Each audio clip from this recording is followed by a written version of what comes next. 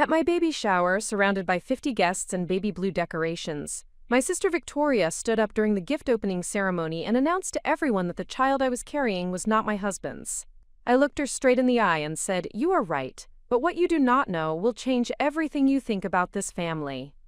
What happened next exposed secrets that had been buried for 20 years and transformed me from the family disappointment into the woman who finally broke the cycle of lies that had poisoned 3 generations. Before we jump back in, tell us where you're tuning in from, and if this story touches you, make sure you're subscribed, because tomorrow, I've saved something extra special for you. My name is Elena Rodriguez, and the story I'm about to tell you began long before that devastating afternoon in March, when my sister decided to weaponize my most vulnerable moment. To understand why her words hit like they did, and why my response changed everything, you need to understand the intricate web of family dysfunction that had been strangling me for 32 years. I grew up in Riverside, California, in a house where appearances mattered more than truth, where keeping secrets was considered loyalty, and where love came with conditions that shifted depending on how well you performed your assigned role in the family drama. My parents, Carmen and Roberto Rodriguez, had built their lives around the illusion of perfection. Roberto owned a successful auto repair business that had grown into a chain of 5 locations across the Inland Empire. Carmen worked as a real estate agent for high-end properties, specializing in helping successful Latino families find homes that reflected their achievements. Our house was a testament to their success.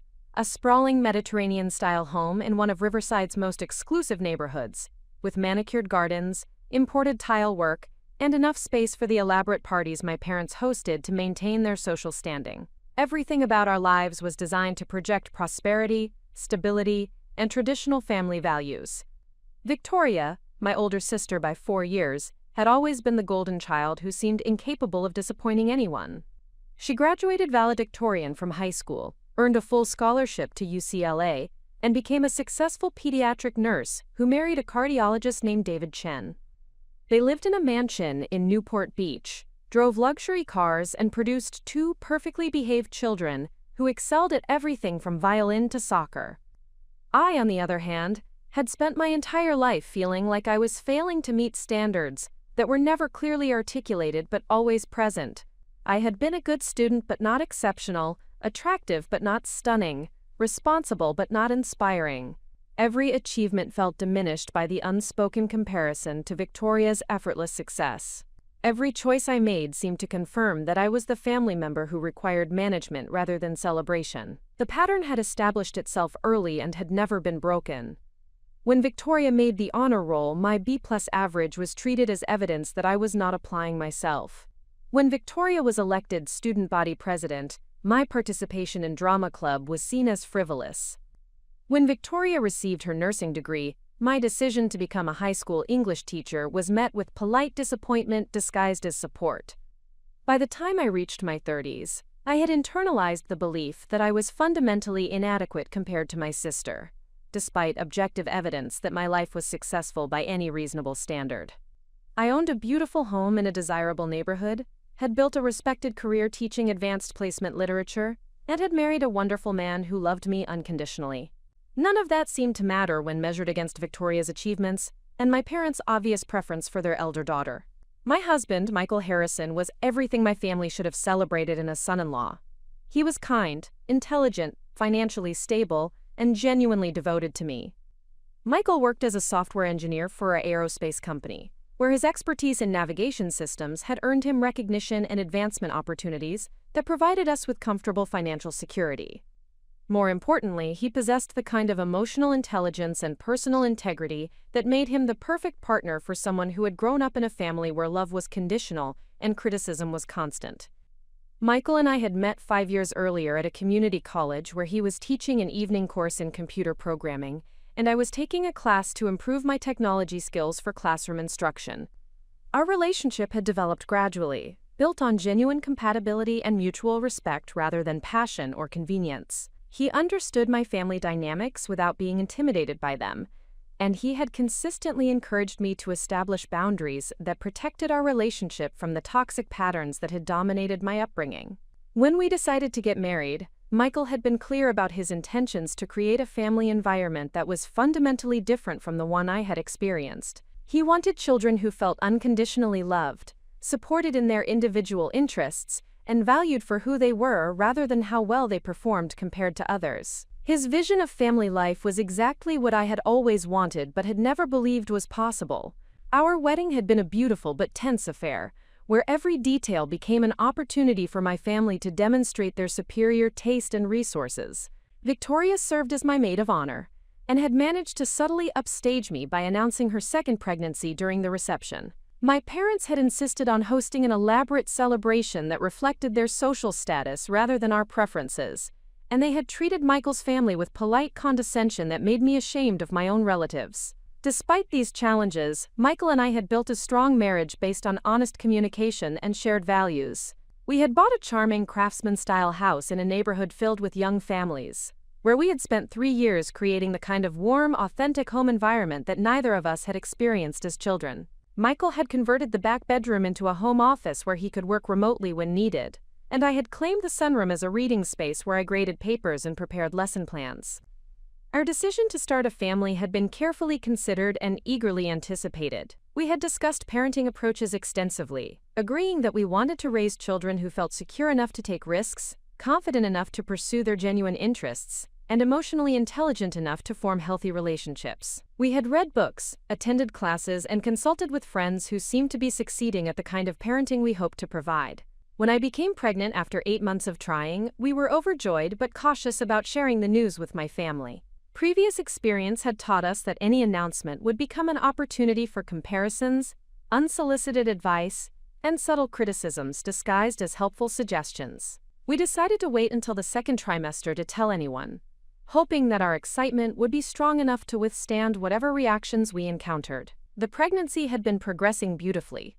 I had experienced minimal morning sickness, maintained my energy levels well enough to continue teaching, and had received consistently positive reports from my obstetrician. Michael had been incredibly supportive, taking over household responsibilities that had become difficult for me, and accompanying me to every medical appointment. We had converted our spare bedroom into a nursery, painted in soft yellows and greens, since we had decided to wait until birth to learn the baby's gender. The decision to have a baby shower had not been mine.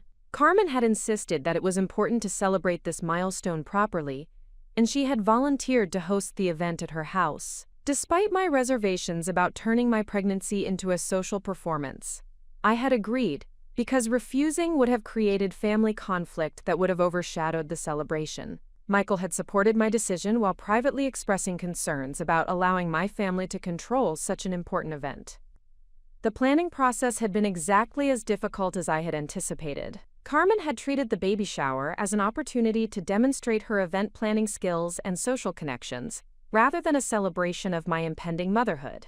She had invited people I barely knew, including clients from her real estate business and friends from her country club, who had never shown interest in my life. The guest list had grown from the intimate gathering of close friends that I had envisioned, to an elaborate production designed to impress people whose opinions had no relevance to my actual life. Victoria had involved herself in every aspect of the planning, offering suggestions that consistently elevated the formality and expense of the event. She had pushed for elaborate floral arrangements, expensive catering, and party favors that transformed a simple celebration into something that resembled a corporate function more than a family gathering. Her involvement had felt intrusive rather than supportive, but challenging her would have required energy that I preferred to reserve for more important battles. The morning of the baby shower, I had woken up with a sense of dread that I could not entirely explain.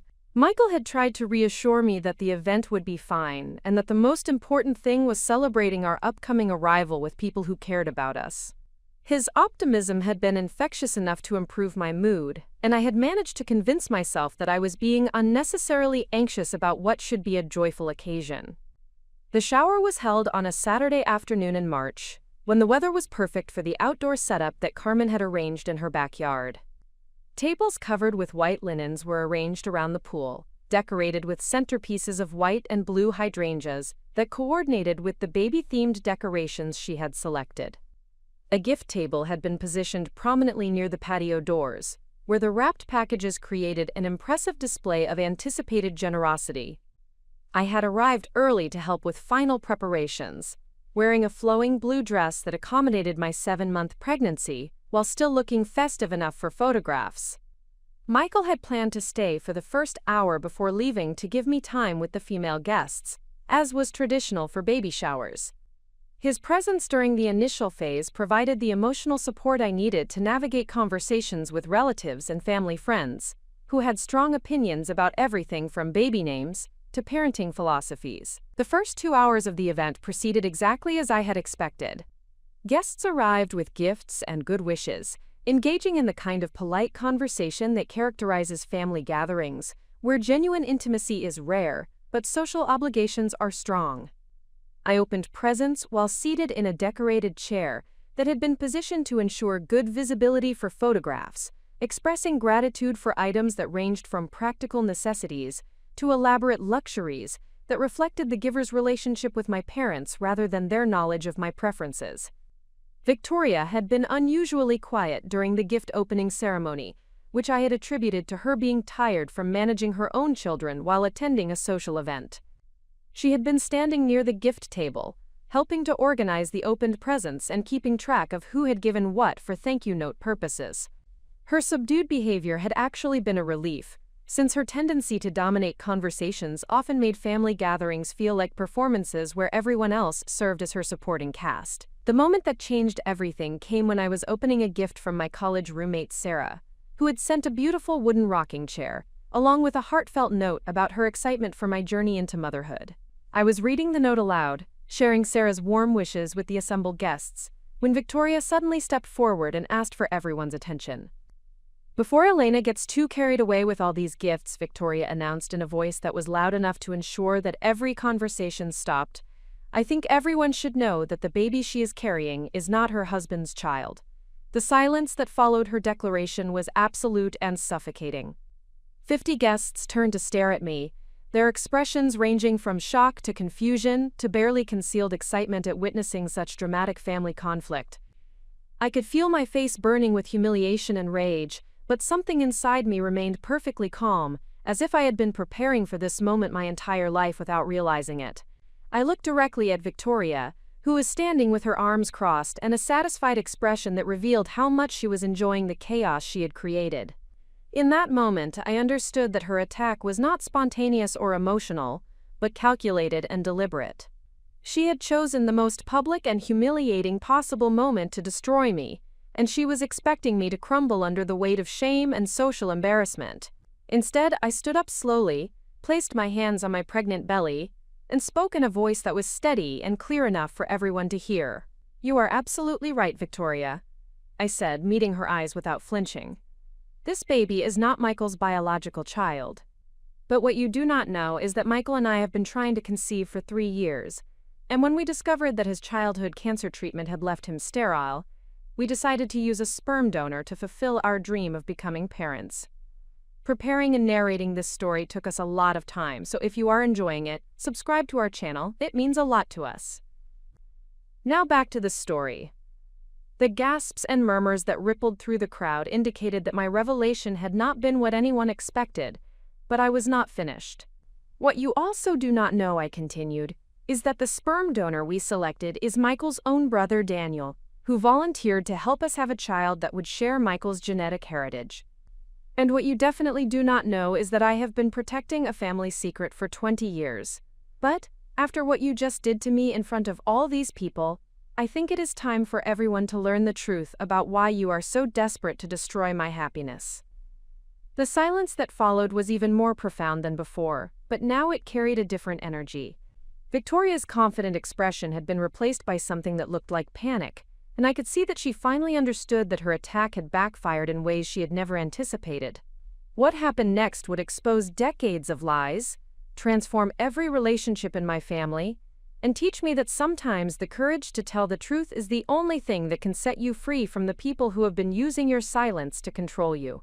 But that is a story that deserves its own telling, and the lessons I learned about family, loyalty, and the difference between keeping someone's secrets and enabling their destruction of others, would change not just my life, but the lives of everyone who had been trapped in the same web of lies that had nearly destroyed me. The baby shower ended in chaos, but my real life was just beginning. The seconds after I revealed the truth about our fertility journey and hinted at deeper family secrets stretched like hours. Victoria's face had gone completely white, and I could see her hands trembling as she realized that her calculated attack had not only failed but had opened a door that she had spent decades keeping locked. The 50 guests who had come to celebrate my pregnancy were now witnessing what would become the most transformative confrontation of my adult life. My mother Carmen rose from her chair near the gift table, her expressions cycling rapidly between confusion, anger, and something that looked remarkably like fear. She had built her entire social identity around the image of a successful family, where everyone played their assigned roles perfectly, and the conversation unfolding in her perfectly manicured backyard threatened to destroy that carefully constructed facade. "Elena, I think you need to calm down," Carmen said, her voice carrying the tone of authority she had used throughout my childhood to end conversations that threatened her comfort. "This is not the time or place for family drama. We have guests." The irony of her statement was so profound that several guests actually gasped audibly. Victoria had just publicly humiliated me in front of 50 people by announcing intimate details about my pregnancy, but somehow my honest response was considered inappropriate family drama. The double standard was so blatant that even my most conflict-averse relatives could not ignore it. "No, Mom," I replied, surprised by the steadiness of my own voice. Victoria made this the time and place when she decided to attack me publicly. If she can share her version of my private business with everyone here, then I can share the complete truth. Michael had returned from the house where he had been helping my father organize additional seating, and he moved to stand beside me with the kind of quiet support that had characterized our entire relationship. His presence reminded me that I was not alone in facing this confrontation, and that everything I was about to reveal had been discussed and agreed upon between us. Victoria found her voice, though it sounded strained and desperate. "Elena, you do not know what you are doing. Some things are better left private. Like the fact that David is not actually your husband?" I asked, watching her face crumble as I spoke the words that had been burning inside me for 2 decades. "Like the fact that you have been married to your brother-in-law this entire time because your real husband died in Afghanistan before your first wedding anniversary?" The collective intake of breath from our assembled guests created a sound like wind rushing through trees. Several people actually stood up from their chairs, as if the revelation was too shocking to process while seated. Victoria's perfect facade finally cracked completely, and tears began streaming down her face as 20 years of carefully maintained lies collapsed in the space of a single sentence. The story I was finally telling had begun when Victoria was 24 years old and newly married to Lieutenant James Chen, David's younger brother. James had been deployed to Afghanistan 6 months after their wedding, and Victoria had been planning to join him at his next duty station when his unit was attacked during a reconnaissance mission. The notification officers had arrived at Victoria's apartment on a Tuesday morning in October to inform her that her husband of 11 months had been killed by an improvised explosive device. Victoria's grief had been profound and complicated by the fact that she had discovered she was pregnant just days before receiving news of James's death. She had been facing the prospect of raising their child alone while dealing with the trauma of losing her husband in a war that she had never supported. The combination of grief, hormones, and financial stress had created a psychological crisis that had required professional intervention and family support.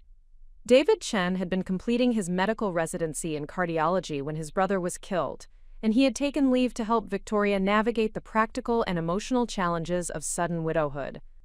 David had always been the more stable and academically successful of the two brothers, and his presence during Victoria's darkest period had provided the support system she needed to function.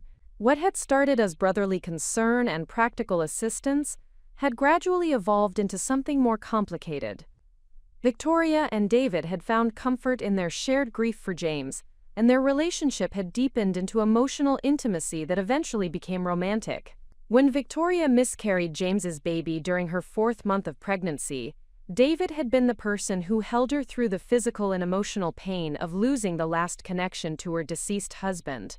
Their decision to marry had been controversial within the Chen family, where some relatives felt that David was betraying his brother's memory by pursuing a relationship with James's widow.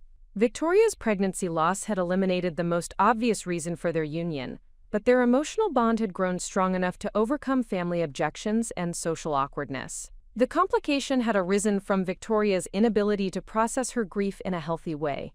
Instead of acknowledging that she had fallen in love with David after losing James, she had constructed an elaborate psychological defense mechanism that involved pretending that David was actually James returned to her in a different form. Her trauma had created a dissociative response that allowed her to maintain her relationship with David while avoiding the reality that her first marriage had ended in tragedy. David had initially participated in this fiction because he believed it was helping Victoria heal from her trauma.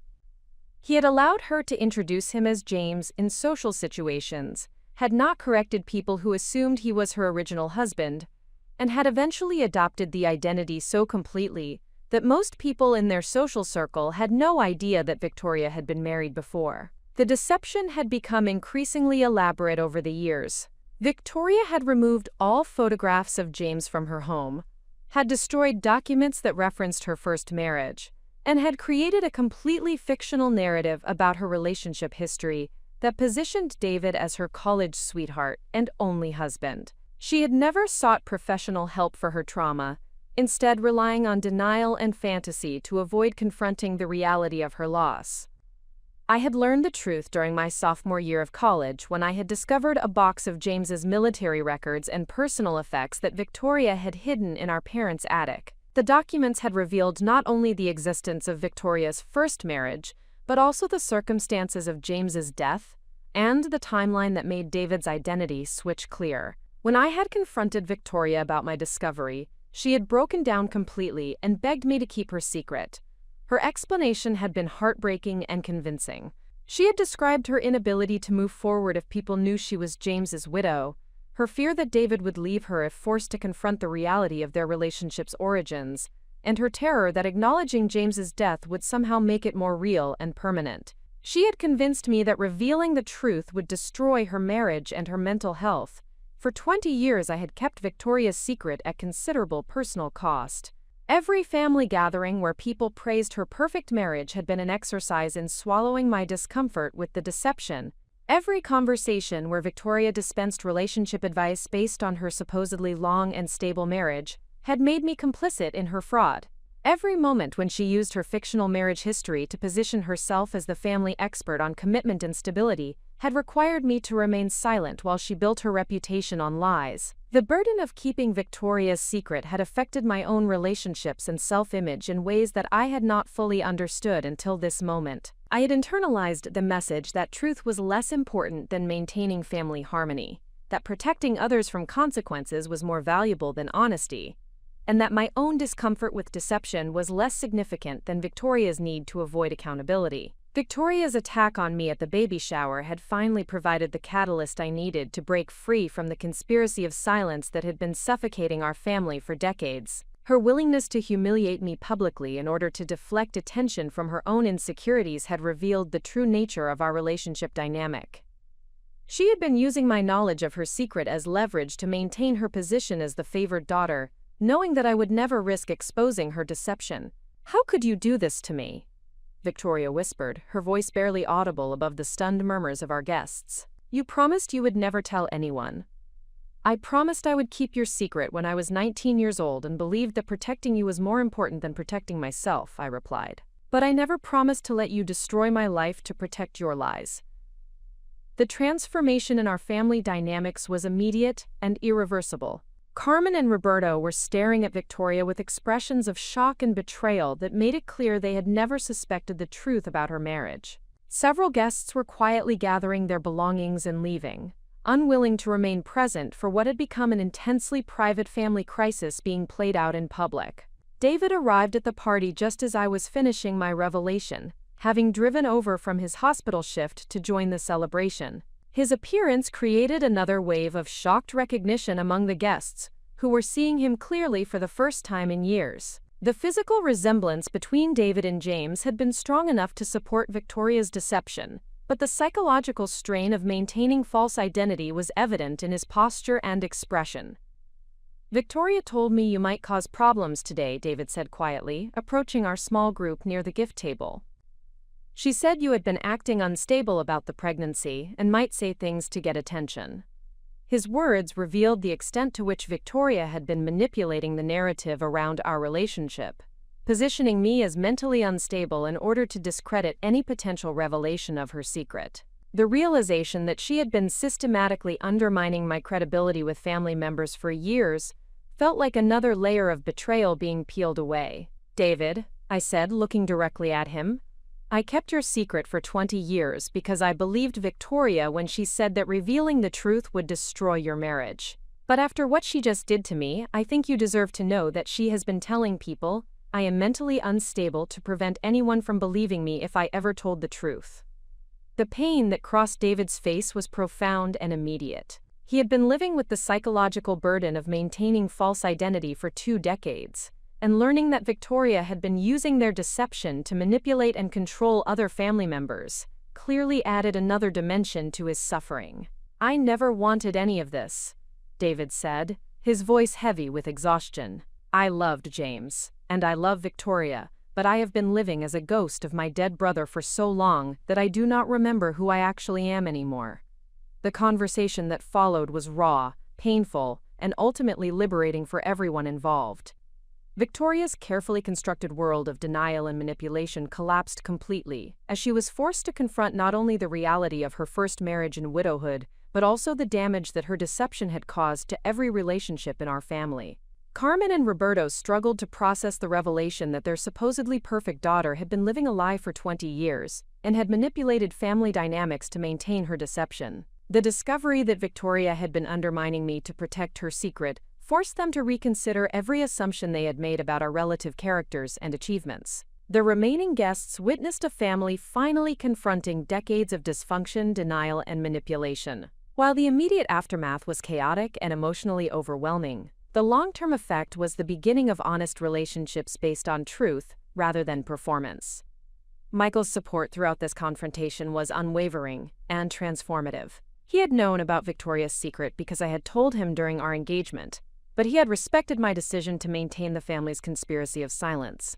Watching him stand beside me as I finally broke free from the toxic dynamic that had controlled my life for decades made me realize how much strength I had gained through our partnership. The baby shower ended with most guests departing in stunned silence, leaving our immediate family to begin the difficult process of rebuilding relationships based on honesty rather than deception. Victoria's attack on me had backfired completely, exposing her own vulnerabilities while revealing my capacity for courage and truth-telling that had been suppressed for far too long.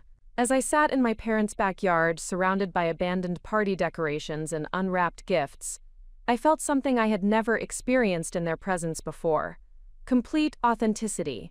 For the first time in my adult life, I was not hiding any part of myself or protecting anyone else's lies. The fear that had controlled me for decades had been replaced by clarity about who I was and what I would no longer tolerate. The real work of healing and rebuilding was just beginning, but the foundation had been laid for relationships based on truth rather than performance. The woman who had been diminished and controlled by family secrets was gone, replaced by someone who understood that courage was not the absence of fear but the decision that truth was more important than comfort. The baby I was carrying would be born into a family that had finally learned the difference between loyalty and complicity, between keeping secrets and enabling destruction. That child would grow up knowing that love does not require you to sacrifice your integrity to protect other people's lies. This was only the beginning of my transformation from victim to advocate, from secret keeper to truth teller, from someone who absorbed family dysfunction to someone who refused to pass it on to the next generation. The week following the baby shower confrontation passed in a blur of difficult conversations, sleepless nights, and the gradual realization that my decision to reveal Victoria's secret had initiated changes that extended far beyond our immediate family. The truth I had spoken in my parents' backyard had created ripple effects throughout our extended social network, forcing everyone who had known Victoria to reconsider assumptions they had held for decades. Michael and I spent those first days fielding phone calls from relatives, family friends, and acquaintances who had heard various versions of what had transpired at the shower. Some callers expressed support for my decision to defend myself against Victoria's attack. Others seemed more interested in gathering additional details about the scandal than in offering genuine concern for our well-being. The most difficult conversations came from people who suggested that I should have continued protecting Victoria's secret regardless of how she had treated me. The response from Michael's family provided a stark contrast to the complicated reactions from my own relatives. His parents had known about our fertility challenges and our decision to use his brother Daniel as a sperm donor, and they had supported our choice without reservation. When they learned about Victoria's public attack and my response, their primary concern was ensuring that we felt loved and supported during what they recognized as a traumatic experience. Daniel Harrison, Michael's younger brother and our baby's biological father, called us the evening after the shower to express his outrage at Victoria's behavior and his pride in how I had handled the situation. Daniel worked as a paramedic in San Diego and possessed the kind of straightforward honesty that made complex emotional situations feel manageable through direct communication. "I want you to know that what Victoria did was completely unacceptable," Daniel told me during our phone conversation. "The arrangement we made was based on love and family support, and anyone who tries to shame you for that is revealing their own ignorance and cruelty." His validation meant more to me than he probably realized. The sperm donor arrangement had been emotionally complex for all three of us, requiring careful navigation of boundaries and expectations to ensure that our relationships remained healthy and clear. Daniel had approached the situation with maturity and genuine care for our well-being, never making the process feel transactional or uncomfortable. The decision to use Daniel as our sperm donor had emerged naturally from conversations about Michael's infertility and our desire to have children who shared genetic connections to our family. When medical testing revealed that Michael's childhood leukemia treatment had left him sterile, we had initially considered anonymous sperm donation before Daniel offered to help us create a child who would carry Michael's family genetics. The process had required extensive counseling, legal documentation, and medical procedures that had tested our emotional resilience, while ultimately strengthening our commitment to becoming parents. Daniel had participated in every aspect of the process with complete transparency and appropriate boundaries, making it clear that his role was to help us create our family, rather than to claim any parental rights or ongoing involvement beyond his existing relationship as uncle. Victoria's decision to weaponize this information revealed her complete lack of understanding about the love and sacrifice that had made our pregnancy possible. Her attack had been designed to shame us for our fertility challenges and our creative solution to building our family, demonstrating a level of cruelty that exceeded anything I had previously experienced from her. The most profound change in the week following the shower was my relationship with my parents. Carmen and Roberto had been forced to confront not only Victoria's decades of deception, but also their own role in creating family dynamics that had enabled and rewarded manipulation while punishing authenticity. The discovery that their supposedly perfect daughter had been living a complete lie had shattered their confidence in their ability to understand their own children. Carmen's initial response had been to suggest that everyone involved should simply agree to forget what had happened and return to normal family interactions. Her proposal revealed the depth of her investment in maintaining appearances rather than addressing underlying problems, and her inability to understand that truth-telling was healing rather than destructive. "Elena, I think we all said things we regret in the heat of the moment," Carmen had told me during a phone call 3 days after the shower. "Victoria is devastated, and I think it would be best for everyone if we could put this behind us and move forward." Her suggestion that I should apologize for revealing Victoria's secret, while Victoria faced no consequences for her public attack, demonstrated how thoroughly she had internalized the family's dysfunctional patterns. The idea that protecting Victoria's comfort was more important than addressing her cruel behavior revealed why these dynamics had persisted for decades without challenge. "Mom, I am not going to apologize for telling the truth after Victoria tried to humiliate me in front of 50 people, I had replied. "If you want our family to heal from this, it has to start with acknowledging that what Victoria did was wrong, and that keeping her secret has been harmful to everyone involved." Roberto's response had been more complex and ultimately more encouraging. As a businessman who had built his success through honest dealing and transparent communication, He had been deeply disturbed by the revelation that his daughter had been living a completely false identity for 20 years. His questions about Victoria's deception had focused on understanding how it had happened and what it revealed about the family environment he had helped create. I keep thinking about all the times Victoria gave advice about marriage and relationships, Roberto had confided during a private conversation. She has been presenting herself as an expert based on completely false information, and I wonder how many people she has misled with her guidance. His concern about the broader impact of Victoria's deception demonstrated the kind of moral clarity that had been missing from our family's approach to this situation.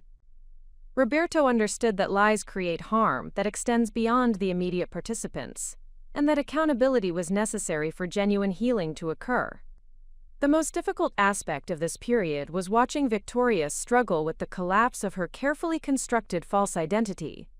David had moved out of their Newport Beach home temporarily to stay with his parents while they both sought individual therapy to address the psychological impact of maintaining their deception for 2 decades. Victoria's children had been told that their father needed some time away to deal with work stress, but the older child had clearly sensed that more significant problems were disrupting their family stability. Victoria's first direct communication with me came in the form of a handwritten letter delivered to our house 5 days after the shower. The letter was 8 pages long and revealed the depth of her psychological struggle with both her original trauma and the consequences of her decades-long deception. She wrote about the unbearable grief she had experienced after James's death and her inability to process the reality that her first marriage had ended so tragically. She described the gradual development of her relationship with David and her growing terror that acknowledging her widowhood would somehow diminish or dishonor her love for both men. She explained her construction of false identity as a survival mechanism that had allowed her to function when the truth felt too overwhelming to bear. The most revealing section of Victoria's letter addressed her attack on me at the baby shower. She acknowledged that her behavior had been cruel and unjustifiable, but she attempted to explain it as the desperate action of someone who felt cornered by her own deception. She had convinced herself that creating scandal around my pregnancy would distract family attention from questions about her own marriage that she feared were beginning to surface. "I know what I did was unforgivable," Victoria had written. "I was so afraid that people were starting to notice inconsistencies in my story about David and me that I thought if I created drama around your situation, everyone would focus on that instead. I never intended for you to reveal everything, and I realize now that I put you in an impossible position by attacking you publicly while expecting you to protect my privacy." Her letter continued with detailed apologies and expressions of regret, but it also contained requests for forgiveness and suggestions about how we might rebuild our relationship.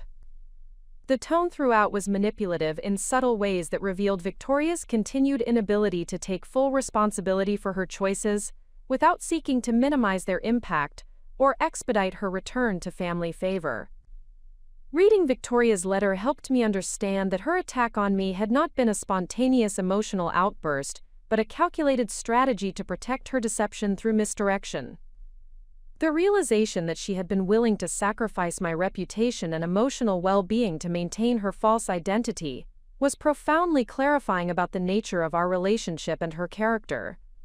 My response to Victoria's letter was brief and direct. I acknowledged her apology while making it clear that rebuilding our relationship would require genuine accountability and professional help rather than simply expressions of regret. I explained that her attack had revealed fundamental problems in how she viewed our family relationships, and that superficial reconciliation would not address the underlying issues that had created this crisis. The most transformative conversation during this period occurred with my maternal grandmother, Esperanza Rodriguez, who had been present at the baby shower but had remained silent during the confrontation. Esperanza had immigrated to the United States from Mexico as a young woman and had built a life based on hard work, family loyalty, and traditional values that emphasized protecting family reputation above individual concerns. 3 days after the shower, Esperanza asked me to visit her alone so we could discuss what had happened without other family members present. I had expected her to express disappointment in my decision to reveal Victoria's secret, based on her lifelong emphasis on maintaining family harmony and avoiding public scandal. Instead, Esperanza surprised me with her perspective on the situation. She had suspected for years that something was wrong with Victoria's marriage story, based on small inconsistencies and behavioral patterns that had troubled her, but that she had never felt comfortable questioning directly. Learning the truth about Victoria's first marriage and David's identity had provided answers to questions that had been bothering her for decades.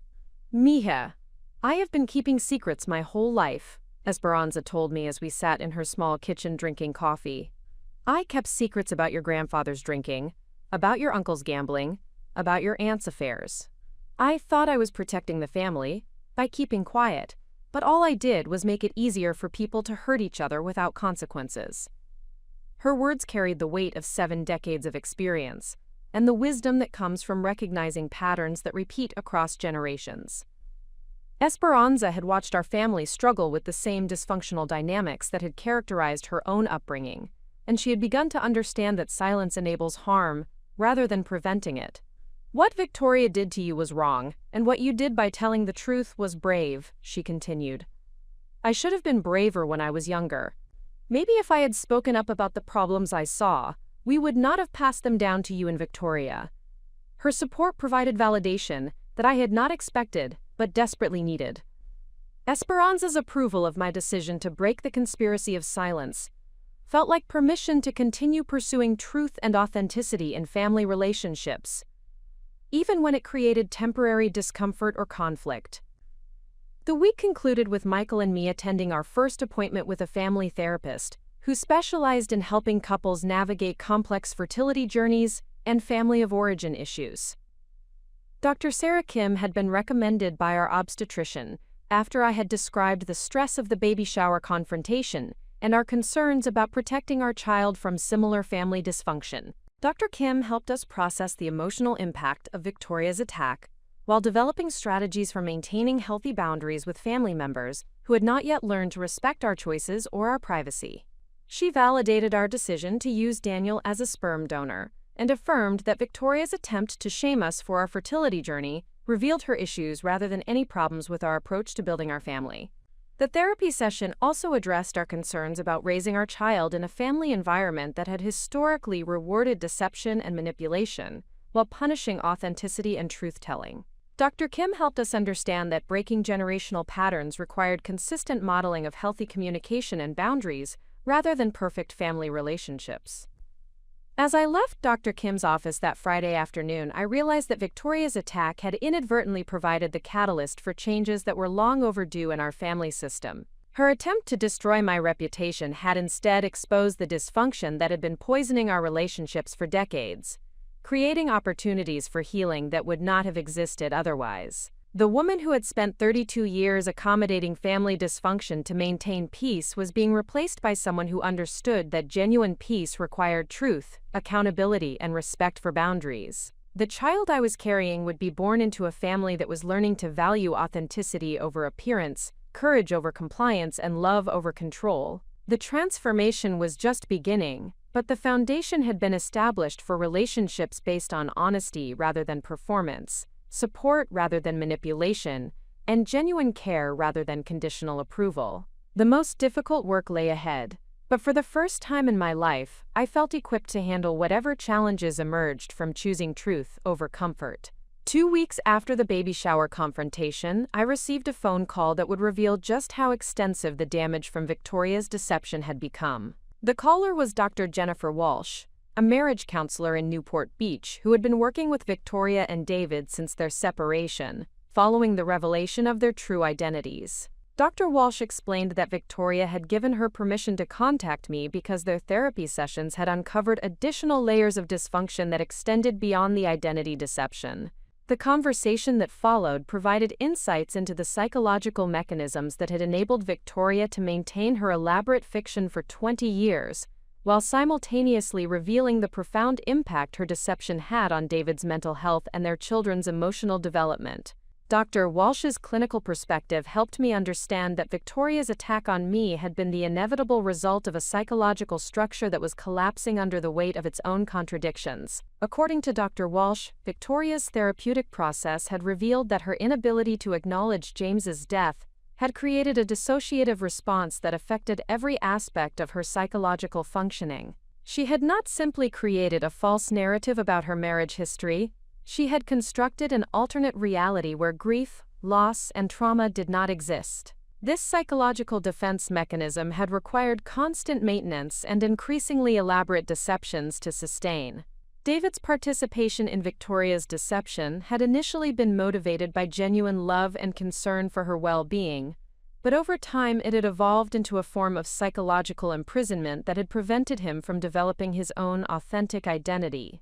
Dr. Walsh explained that David had essentially been living as a ghost of his deceased brother for 2 decades, suppressing his own personality, interests, and emotional needs to maintain Victoria's psychological stability. The impact on their children had been particularly devastating. Their older child, 15-year-old Marcus, had developed anxiety and depression that Dr. Walsh attributed to growing up in a household where reality was constantly being manipulated to support false narratives. Marcus had internalized the message that truth was less important than maintaining appearances, and he had begun exhibiting similar patterns of deception in his own relationships. Their younger child, 12-year-old Sophia, had responded to the unstable family dynamics by becoming hypervigilant about adult emotions and behavior. She had developed an exhausting pattern of constantly monitoring her parents' moods and adjusting her own behavior to prevent conflict or emotional upset.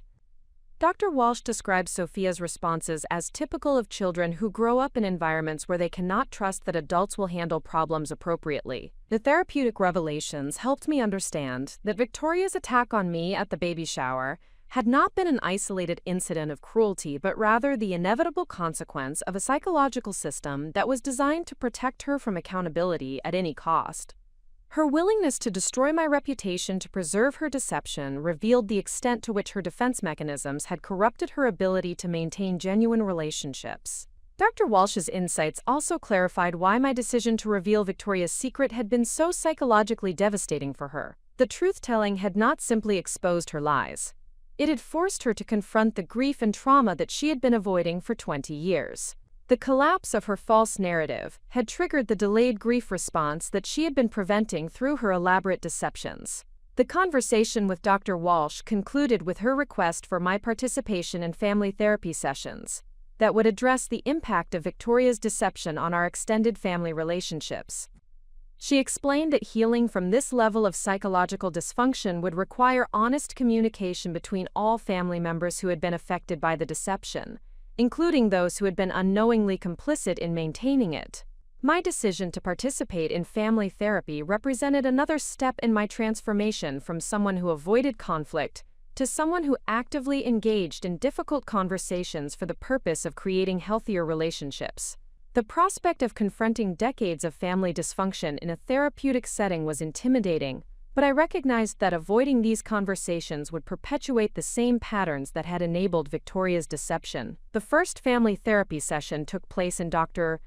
Walsh's office on a Thursday evening 3 weeks after the baby shower. The participants included Victoria, David, my parents Carmen and Roberto, Michael, and myself. The absence of Victoria's children from this initial session had been intentional, as Dr. Walsh wanted to address the adult dynamics before involving the younger family members who had been most vulnerable to the psychological impact of the deception. Victoria's appearance at the therapy session revealed the toll that the collapse of her false identity had taken on her physical and emotional health. She had lost significant weight, her typically perfect grooming had been replaced by a disheveled appearance that suggested she was struggling with basic self-care, and her demeanor reflected the kind of exhaustion that comes from psychological systems that are no longer sustainable. David's presentation was equally concerning. The confident, successful cardiologist who had appeared at family gatherings for 20 years had been replaced by someone who seemed uncertain about fundamental aspects of his own identity.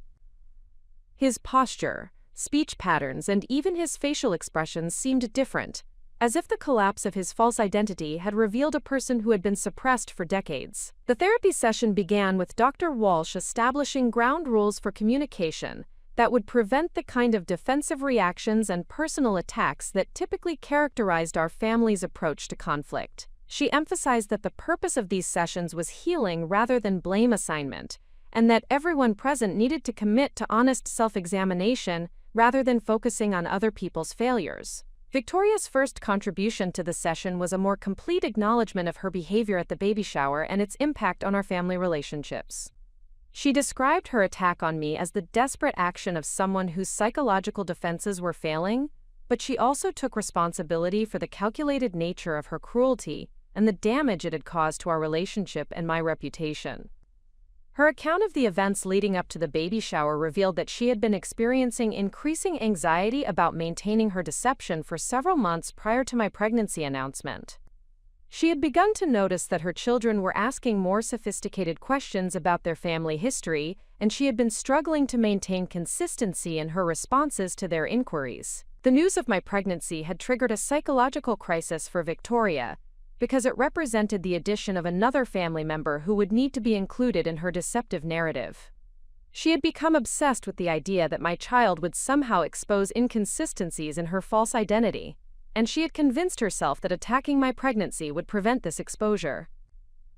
Victoria's explanation revealed the paranoid thinking that had characterized her psychological state in the months leading up to the baby shower. She had been interpreting normal family interactions as threats to her deception, and she had been developing increasingly elaborate strategies to protect her false narrative from potential exposure. David's contribution to the therapy session provided a different perspective on the psychological impact of maintaining false identity for 2 decades. He described the gradual erosion of his authentic self that had occurred as he had subsumed his own personality to support Victoria's deception. He explained that he had initially believed he was helping her heal from trauma, but he had eventually realized that their deception was preventing healing rather than facilitating it. His account of their marriage revealed that genuine intimacy had been impossible because every interaction had been filtered through the fiction of his false identity. He had been unable to share his own thoughts, feelings, and experiences authentically, because doing so would have threatened the narrative that Victoria needed to maintain her psychological stability.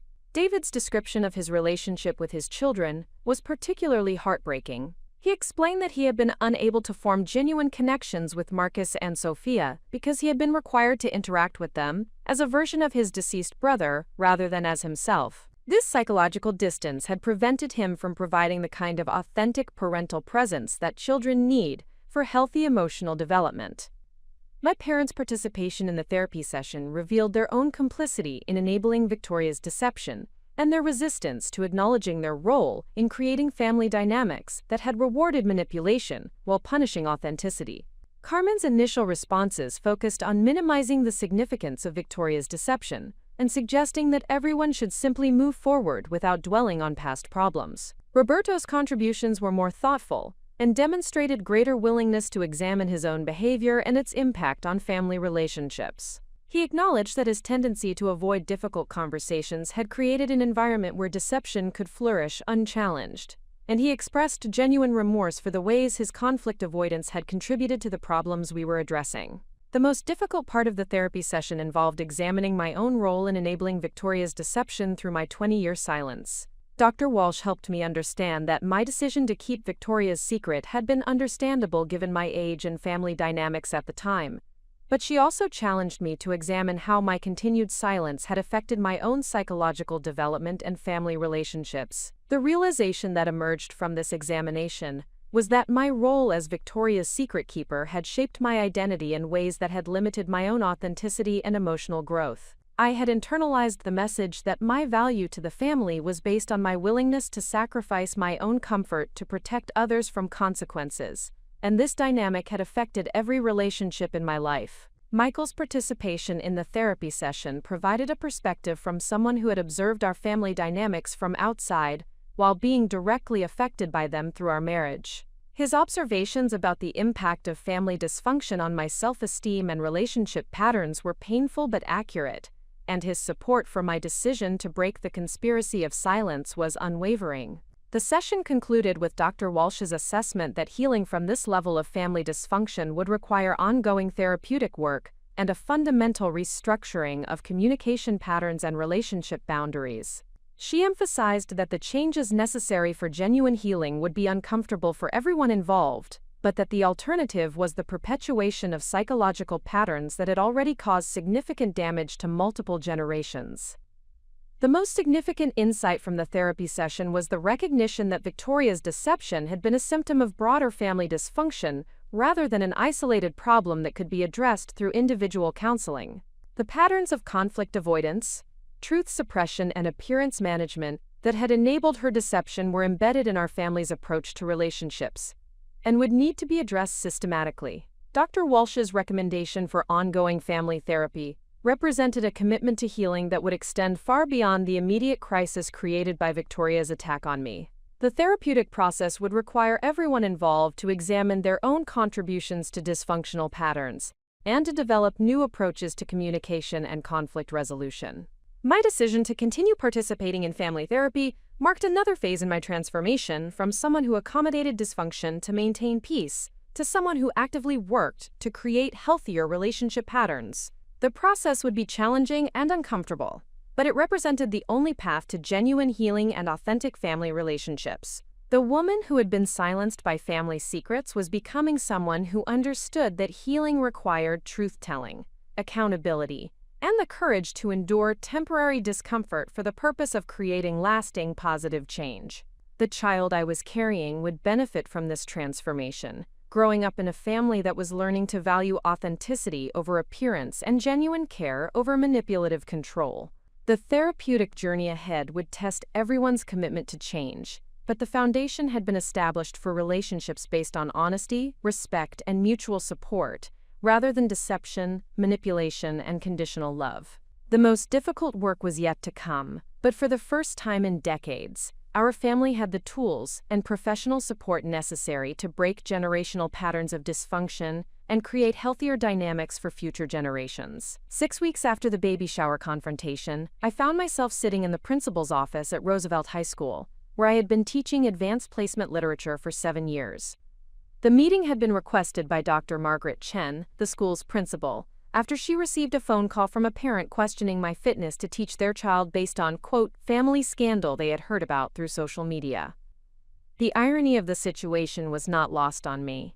Victoria's attempt to destroy my reputation through public humiliation had indeed created consequences for my professional life, but not in the way she had intended.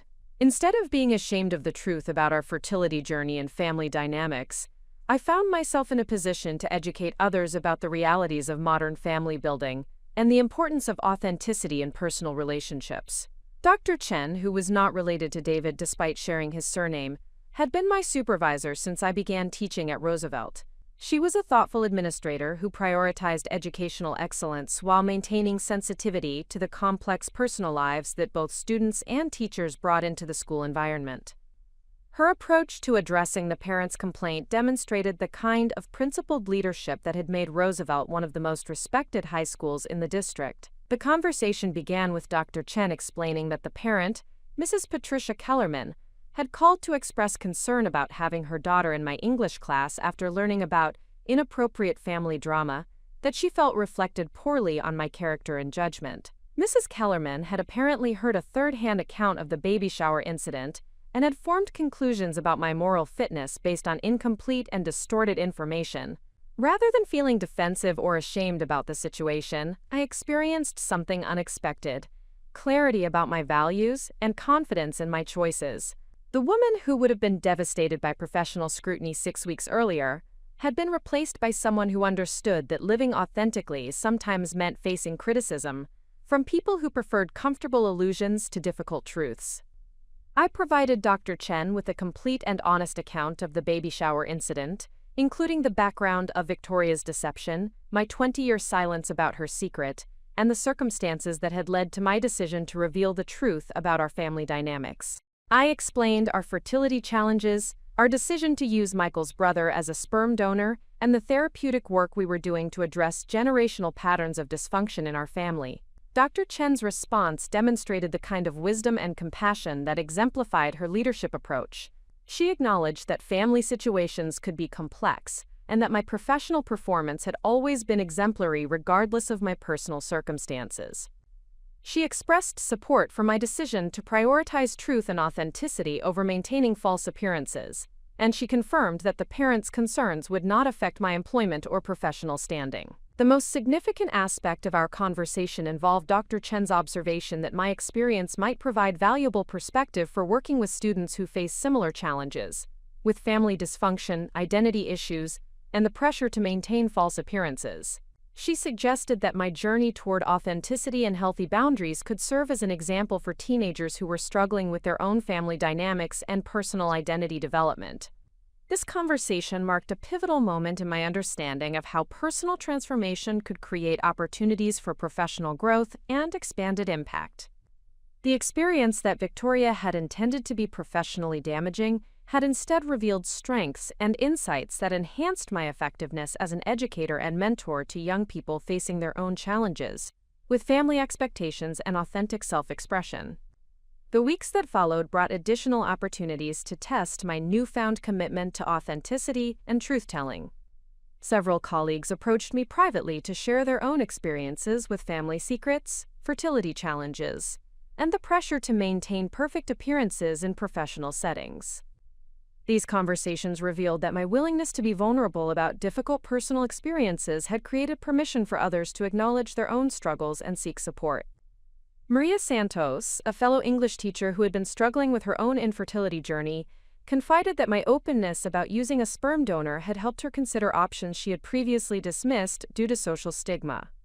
She had been suffering in silence while undergoing multiple failed fertility treatments, believing that admitting defeat in conceiving naturally would reflect poorly on her worth as a woman and potential mother.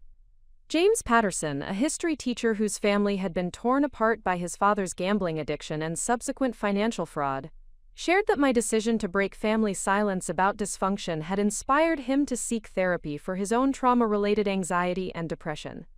He had been maintaining a facade of normalcy while struggling with trust issues and emotional regulation that were affecting his relationships and teaching effectiveness. These conversations illuminated the broader impact of choosing authenticity over appearance management.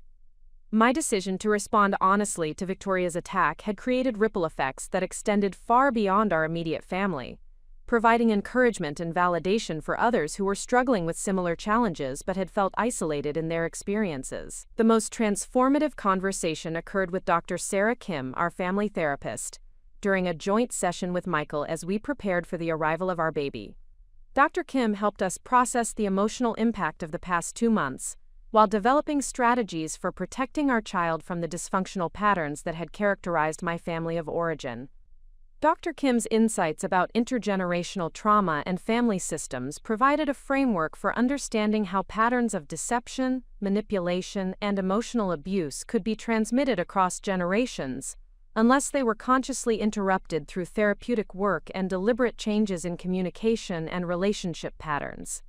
She explained that children who grow up in families where secrets are kept, truth is suppressed, and authentic emotions are discouraged, often develop psychological defense mechanisms that protect them from immediate harm, but limit their capacity for healthy relationships in adulthood. The patterns I had experienced in my family of origin were not unique, but rather represented common responses to trauma and dysfunction that could be found in many family systems. The therapeutic work involved examining my own internalized beliefs about relationships, conflict, and self-worth that had been shaped by decades of exposure to manipulative and controlling family dynamics. Dr. Kim helped me recognize that my tendency to accommodate others' needs at the expense of my own authenticity had been a survival mechanism that was no longer necessary or beneficial. The process of unlearning these patterns required consistent practice in setting boundaries, expressing authentic emotions, and prioritizing my own well-being in relationships. Dr. Kim provided specific tools and strategies for recognizing when I was falling into old patterns of conflict avoidance and people-pleasing, and she helped me develop alternative responses that honored both my own needs and my commitment to healthy relationships. Michael's participation in this therapeutic work was invaluable. His perspective as someone who had grown up in a healthier family environment provided contrast and validation for the changes I was working to implement. His consistent support for my growth and his commitment to creating a different kind of family environment for our child gave me confidence that the patterns I was breaking would not be transmitted to the next generation. The most significant breakthrough in therapy came when I realized that Victoria's attack on me had been a gift disguised as a betrayal. Her attempt to destroy my reputation through public humiliation had forced me to confront family dynamics that I might otherwise have continued to accommodate indefinitely. The crisis she created had catalyzed changes that were essential for my psychological health and my ability to become the kind of parent I wanted to be. This realization transformed my relationship with the entire experience.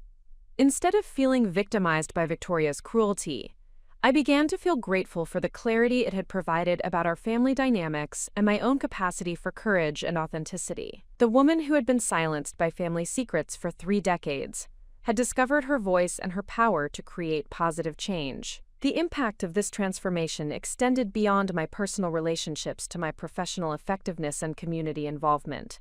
My willingness to be vulnerable about difficult experiences had enhanced my ability to connect with students who were struggling with their own family challenges and identity issues. Several students began seeking me out for informal mentoring conversations about navigating family expectations while maintaining personal authenticity.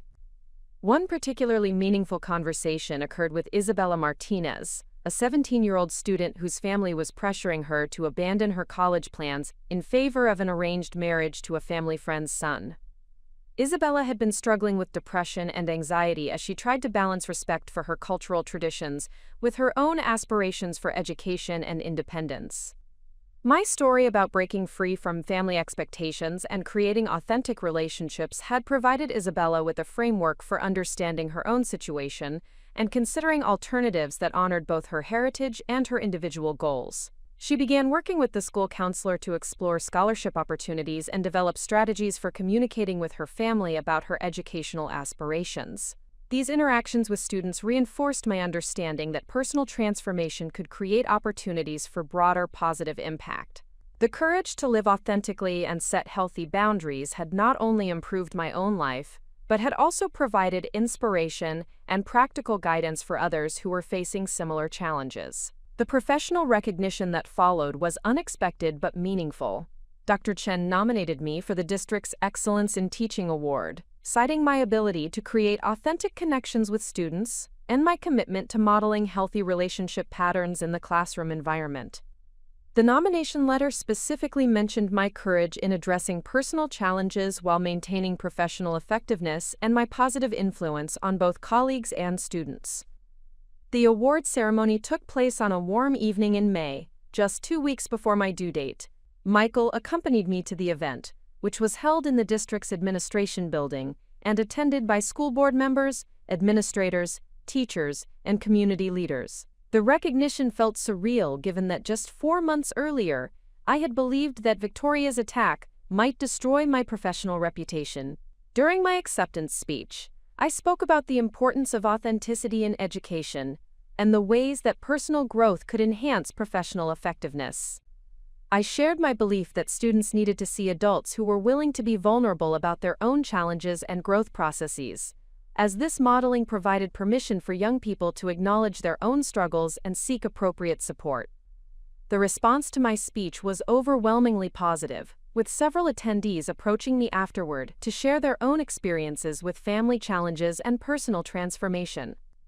The evening reinforced my understanding that authenticity and vulnerability, rather than being professional liabilities, were actually sources of strength that enhanced my ability to connect with others and create positive impact. As Michael and I drove home from the awards ceremony, I reflected on the remarkable journey that had begun with Victoria's attack at my baby shower 4 months earlier. The woman who had been silenced by family secrets and diminished by dysfunctional relationships had been transformed into someone who understood that courage was not the absence of fear, but the decision that truth and authenticity were more important than comfort and approval. The baby I was carrying would be born into a family that had learned to value honesty over appearance, growth over stagnation, and authentic love over conditional approval. The generational patterns of dysfunction that had characterized my family of origin were being broken through conscious choice, therapeutic work, and the commitment to creating healthier relationship dynamics. The transformation was not complete, and the work of maintaining healthy boundaries and authentic relationships would continue throughout my life. However, the foundation had been established for a different way of being in relationship with others, one that prioritized mutual respect, honest communication, and genuine care over manipulation, control, and false appearances. The courage to build something new from the ashes of family dysfunction had created possibilities that I could never have imagined, while trapped in patterns of silence and accommodation. The journey ahead would bring its own challenges, but I now possessed the tools, support, and inner strength necessary to navigate whatever difficulties arose while maintaining my commitment to authenticity and truth. The morning I went into labor, exactly 3 weeks after receiving the Excellence in Teaching Award, began with an unexpected phone call from Victoria. It was 4:47 a.m. when my phone rang, jolting both Michael and me from sleep during what had been a restless night of early contractions and anticipation. Michael reached for the phone first, his protective instincts heightened by months of managing family stress while preparing for our child's arrival. Victoria's voice was shaky and urgent as she explained that she was calling from Cedars-Sinai Medical Center in Los Angeles, where David had been admitted to the psychiatric ward following a severe panic attack that had escalated into what appeared to be a complete psychological breakdown. The collapse of his false identity had finally overwhelmed his ability to function, and the hospital staff had determined that he required immediate intensive treatment for what they diagnosed as complex post-traumatic stress disorder and dissociative identity complications. The timing of this crisis felt both surreal and somehow inevitable. As I prepared to bring new life into the world, the man who had been living as a ghost of his deceased brother for 20 years was finally confronting the psychological imprisonment that had defined his existence. Victoria's call represented the culmination of months of therapeutic work that had systematically dismantled the elaborate deceptions that had sustained their marriage, while revealing the profound psychological damage that had resulted from their sustained denial of reality. Victoria's voice carried a desperation and vulnerability that I had never heard before, as she explained that David's psychiatrist had recommended that she contact family members who might be able to provide emotional support during his treatment process. The irony was profound. The woman who had attempted to destroy my reputation 4 months earlier was now reaching out to me for help during her own moment of crisis. My first instinct was to respond with the same level of compassion and support that I would offer to any family member facing a medical emergency, despite the complicated history between Victoria and me. However, the onset of more intense contractions reminded me that I was beginning my own significant medical experience and needed to prioritize my immediate health and the safe delivery of my child. Michael took the phone and spoke with Victoria directly, explaining our situation and offering to contact other family members who could provide immediate support while we focused on the birth process. His calm and practical response demonstrated the emotional stability and clear thinking that had made him such an effective partner throughout the challenges of recent months.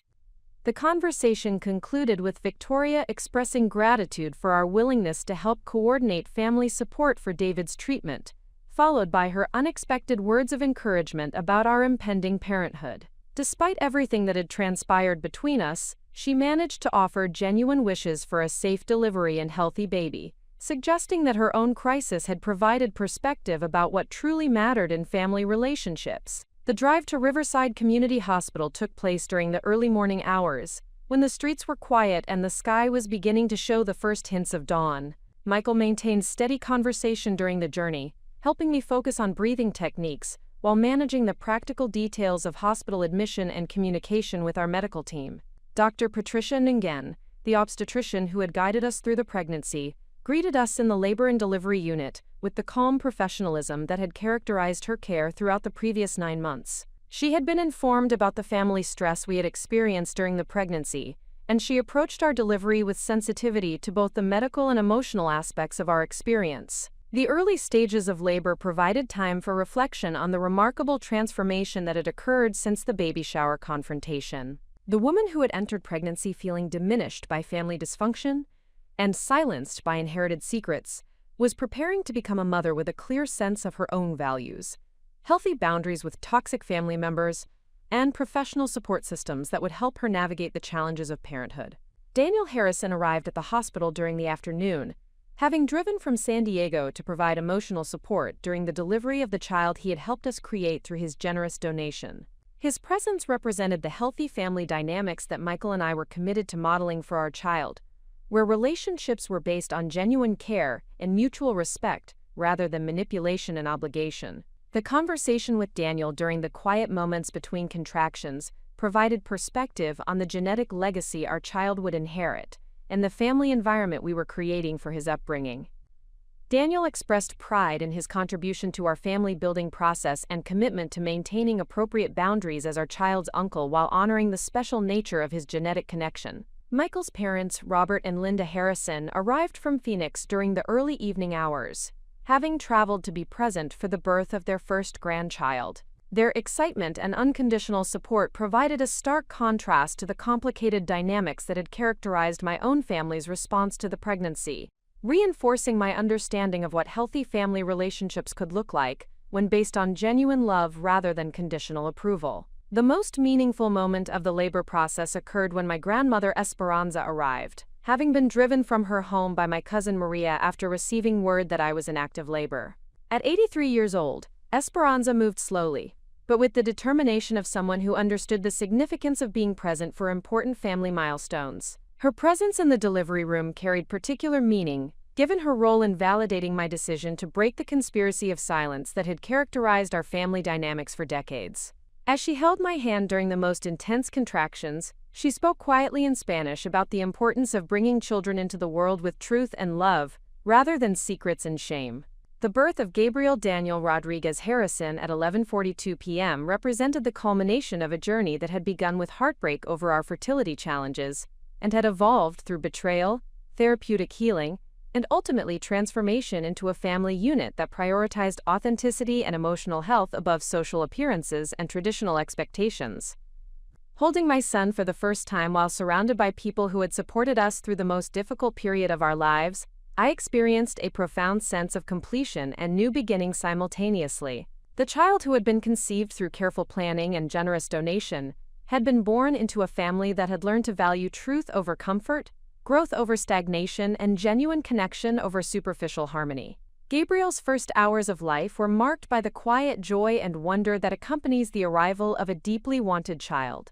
Michael's response to becoming a father was both tender and powerful, as he held his son with the confidence of someone who had prepared thoroughly for this responsibility, while understanding that genetic connection was less important than committed love and consistent presence. Daniel's first interaction with Gabriel was handled with the grace and appropriate boundaries that had characterized his participation throughout our family-building process. He expressed gratitude for the opportunity to help create our child while making clear his commitment to maintaining his role as uncle, rather than claiming any parental authority or ongoing involvement beyond normal extended family relationships.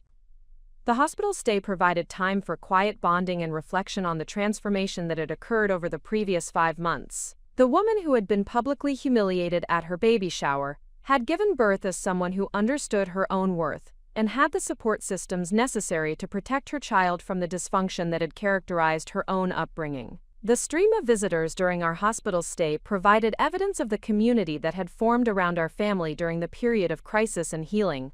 Colleagues from school, friends from our neighborhood, members of Michael's family, and even some of my relatives who had initially been critical of my decision to reveal Victoria's secret came to meet Gabriel and offer their support for our new family. Dr. Sarah Kim, our family therapist, visited on the second day to check on our transition to parenthood and provide guidance about maintaining healthy boundaries as we introduced Gabriel to the various family members who would be part of his life. Her practical advice about protecting our new family unit from external pressures and maintaining the progress we had made in therapy was invaluable as we prepared to leave the hospital environment. The most unexpected visitor was Victoria herself, who appeared in our hospital room on the afternoon before our discharge. Her appearance was dramatically changed from the polished perfection that had characterized her presentation throughout our lives. The psychological crisis she was experiencing had stripped away the artificial enhancements that had supported her false identity, revealing someone who looked exhausted but somehow more authentic than I had ever seen her. Victoria's interaction with Gabriel was brief but meaningful. She held her nephew with genuine tenderness, while expressing regret about the way her actions had affected our pregnancy experience and gratitude that we had been willing to maintain family connections despite the pain she had caused. Her words carried the weight of someone who was finally confronting the reality of her choices and their consequences. The conversation that followed was the most honest exchange Victoria and I had shared since the revelation of her secret 20 years earlier. She acknowledged that her attack on me at the baby shower had been motivated by her own psychological desperation rather than any genuine concern about my choices or character. She expressed understanding that rebuilding our relationship would require sustained effort and professional support rather than simple apologies. Most significantly, Victoria shared that David's psychiatric hospitalization had forced her to confront the reality that their marriage had been built on psychological dysfunction rather than genuine love and compatibility. The therapeutic work required for his recovery would necessitate fundamental changes in their relationship dynamics that might ultimately prove incompatible with maintaining their marriage. Her honesty about the uncertain future of her marriage and her commitment to individual therapy represented the beginning of authentic self-examination that had been prevented by decades of denial and deception. While the outcome of her therapeutic process remained uncertain, her willingness to acknowledge reality rather than maintaining elaborate fictions suggested that genuine healing might be possible. The discharge from the hospital marked the beginning of our life as a family of 3, with Gabriel entering a home environment that had been carefully prepared to support his emotional and physical development. The nursery that Michael and I had created was designed to be a peaceful sanctuary where our son could feel safe and loved while developing his own unique personality without pressure to conform to predetermined expectations or family roles. The first weeks of parenthood were characterized by the typical challenges of sleep deprivation and adjustment to caring for a newborn, but they were also marked by the profound joy of watching Gabriel develop his own distinct characteristics and preferences. His presence in our home created a sense of purpose and completion that validated every difficult decision we had made during the previous months. The support system that surrounded our new family provided practical assistance and emotional encouragement that made the transition to parenthood manageable, despite the ongoing family complications. Friends and colleagues organized meal deliveries. Michael's parents extended their visit to provide hands-on help with household responsibilities, and Daniel made regular visits to support his role as devoted uncle. The most meaningful aspect of Gabriel's first month was witnessing the way his presence began to heal relationships that had been damaged by months of family crisis. His innocence and vulnerability reminded everyone involved that family connections could be rebuilt around love and shared commitment to his well-being rather than historical grievances and dysfunctional patterns. The transformation that had begun with Victoria's attack at my baby shower had culminated in the birth of a child who would grow up in an environment where authenticity was valued over appearances, where professional support was sought when needed, and where love was expressed through consistent presence and honest communication rather than manipulation and control. Gabriel Daniel Rodriguez Harrison had been born not only to parents who wanted him desperately, but into a family system that had been consciously restructured to support healthy development and authentic relationships. The generational patterns of dysfunction that had characterized both sides of our family were being interrupted through deliberate choice and sustained effort to create something better for the next generation. 3 months after Gabriel's birth, I found myself preparing for the most significant professional presentation of my career. The California Association of Secondary School Educators had invited me to deliver a keynote address at their annual conference, specifically requesting that I speak about creating authentic connections with students while navigating personal challenges. The invitation represented recognition that my journey through family crisis had enhanced rather than compromised my effectiveness as an educator. The presentation preparation required me to articulate the specific strategies and insights that had emerged from my transformation over the previous 8 months. The process of organizing my thoughts for public presentation helped me recognize how profoundly my understanding of relationships, authenticity, and professional effectiveness had evolved since Victoria's attack at the baby shower. The conference venue was the Anaheim Convention Center, where over 800 educators from across California would gather to share best practices and professional development insights. The scale of the audience represented an opportunity to influence educational approaches at institutions throughout the state, potentially affecting thousands of students who would benefit from teachers who understood the connection between personal authenticity and professional effectiveness. Michael accompanied me to the conference, bringing 3-month-old Gabriel so that I could maintain breastfeeding while fulfilling this professional commitment. Their presence provided emotional support while demonstrating the healthy family dynamics that had emerged from our commitment to authenticity and mutual respect.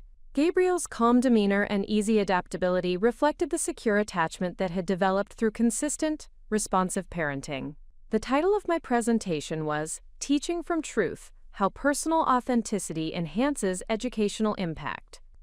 The central thesis focused on the ways that educators who model vulnerability, growth, and healthy boundary setting create classroom environments where students feel safe to take intellectual risks, acknowledge their own struggles, and develop authentic relationships with learning and personal development. The presentation began with a carefully crafted overview of my experience with family dysfunction and the ways that maintaining secrets and avoiding conflict had limited my ability to connect genuinely with students who were facing their own challenges with family expectations and personal identity development. I explained how the crisis precipitated by Victoria's attack had forced me to confront patterns of accommodation and people-pleasing that had prevented me from modeling the kind of authentic strength that students needed to see from trusted adults. The audience response during the opening section was attentive and engaged, with many educators nodding in recognition of their own experiences with balancing personal challenges and professional responsibilities. The universality of these struggles created immediate connection and credibility for the more specific strategies I would present later in the session. The core content of the presentation focused on specific techniques for creating authentic connections with students while maintaining appropriate professional boundaries. I described methods for sharing personal growth experiences in ways that provided inspiration and guidance without overwhelming students with inappropriate personal details. The key principle involved focusing on universal themes and lessons rather than specific family drama or private circumstances. One particular strategy that resonated strongly with the audience involved what I termed transparent resilience modeling. This approach required educators to acknowledge when they were facing challenges while demonstrating healthy coping strategies and problem-solving approaches. Students benefited from seeing adults who could admit difficulties without becoming overwhelmed or losing their capacity to provide stable support and guidance. The presentation included specific examples from my classroom experience during the months following the baby shower incident. I described how my increased authenticity had enabled deeper conversations with students about topics such as family expectations, identity development, and the courage required to make choices that aligned with personal values rather than external pressures. Isabella Martinez, the student who had been struggling with family pressure to abandon her college plans, had agreed to participate in the presentation via video conference to share her perspective on how teacher authenticity had affected her own decision-making process. Her articulate description of finding courage to pursue her educational goals while respecting her cultural heritage provided powerful evidence of the positive impact that authentic adult relationships could have on adolescent development. The questions and discussion that followed the formal presentation revealed the hunger that many educators felt for permission to be more authentic in their professional relationships while maintaining appropriate boundaries. Several participants shared their own experiences with family challenges and the ways that maintaining false appearances had limited their effectiveness in connecting with students who needed genuine adult support. Dr. Linda Chen, a high school counselor from San Francisco, shared her experience with helping students navigate family dysfunction while struggling with her own parents' mental health challenges. She described how my presentation had provided language and strategies for being appropriately vulnerable about personal growth while maintaining the professional stability that students required from trusted adults. The most meaningful feedback came from Marcus Thompson, a middle school teacher from Sacramento whose family had been affected by his brother's suicide several years earlier. He explained that my emphasis on the connection between personal healing and professional effectiveness had encouraged him to seek therapy for his own grief and trauma, which had subsequently improved his ability to recognize and support students who were dealing with their own mental health challenges. The conference presentation represented a significant milestone in my understanding of how personal transformation could create opportunities for broader professional impact. The experience of speaking to hundreds of educators about authenticity and resilience confirmed that my journey through family crisis had developed expertise and insights that could benefit others facing similar challenges. The weeks following the conference brought numerous opportunities to expand this work through additional speaking engagements, professional development workshops, and consultation with school districts that wanted to improve their approaches to supporting both students and staff who were dealing with personal challenges while maintaining educational excellence. The most significant of these opportunities came from Dr. Rebecca Martinez, the superintendent of the Riverside Unified School District, who invited me to develop a comprehensive training program for teachers and administrators about creating supportive school environments that acknowledge the reality of personal challenges while maintaining professional effectiveness. The program development process required extensive research into best practices for educator wellness, student support systems, and organizational approaches to balancing personal authenticity with professional responsibilities. The work drew heavily on my own experience while incorporating evidence-based strategies from psychology, education, and organizational development literature. The resulting program, titled Authentic Leadership in Educational Settings, became a model that was subsequently adopted by school districts throughout Southern California. The curriculum addressed topics such as appropriate self-disclosure, boundary setting, crisis intervention, and creating classroom cultures that supported both academic achievement and social-emotional development. The professional recognition that accompanied this work exceeded anything I had imagined when I was struggling with family dysfunction 8 months earlier. The woman who had felt diminished and controlled by family secrets had become someone whose expertise was sought by educational leaders, who recognized the connection between personal authenticity and professional excellence. However, the most meaningful aspect of this professional growth was its impact on my daily interactions with students at Roosevelt High School. The increased comfort with vulnerability and authenticity that had emerged from my transformation had created opportunities for deeper connections with teenagers who were facing their own challenges with family expectations, identity development, and the courage required to pursue authentic self-expression. One particularly significant relationship had developed with David Kim, a 17-year-old student whose family had immigrated from South Korea when he was 12 years old. David was struggling with intense pressure from his parents to pursue pre-medical studies, while his genuine interests and talents lay in creative writing and journalism. The conflict between family expectations and personal aspirations had created anxiety and depression that were affecting his academic performance and social relationships. My willingness to share appropriate details about my own experience with family dysfunction and the process of establishing healthy boundaries had provided David with a framework for understanding his situation and considering alternatives that honored both his heritage and his individual goals. The conversations we had during lunch periods and after-school sessions had helped him develop strategies for communicating with his parents about his interests, while demonstrating respect for their sacrifices and cultural values. David's progress over several months illustrated the impact that authentic adult relationships could have on adolescent development. His increasing confidence in expressing his own perspectives while maintaining family relationships had translated into improved academic performance, increased social engagement, and a clearer sense of his own identity and goals.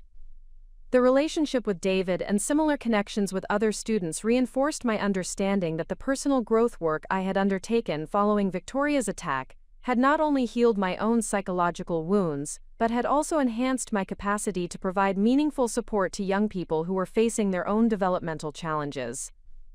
The most profound realization during this period was that my experience with family betrayal and subsequent healing had developed empathy and insight that could not have been acquired through professional training alone. The authenticity that had emerged from confronting painful truths about family dynamics had created trust and credibility with students that enhanced every aspect of my educational practice. This understanding led to the development of a peer mentoring program at Roosevelt High School, where students who had successfully navigated family challenges provided support and guidance to classmates who were facing similar difficulties. The program created a supportive community that reduced isolation and provided practical strategies for managing family expectations while pursuing personal goals. The success of the peer mentoring program attracted attention from other schools and youth organizations throughout the region. The model we had developed demonstrated that personal authenticity and vulnerability, when appropriately shared and professionally supported, could create powerful healing and growth opportunities for both individuals and communities. The professional growth that had emerged from my personal transformation represented a complete reversal of Victoria's intended outcome when she attacked me at the baby shower. Her attempt to destroy my reputation through public humiliation had instead catalyzed changes that enhanced my professional effectiveness and created opportunities for broader positive impact. The irony was not lost on me that Victoria's cruelest moment had become the catalyst for my greatest professional achievements. The woman who had tried to shame me for my fertility challenges and family choices had inadvertently provided the crisis that forced me to develop the courage, authenticity, and resilience that had become the foundation of my enhanced effectiveness as an educator and mentor.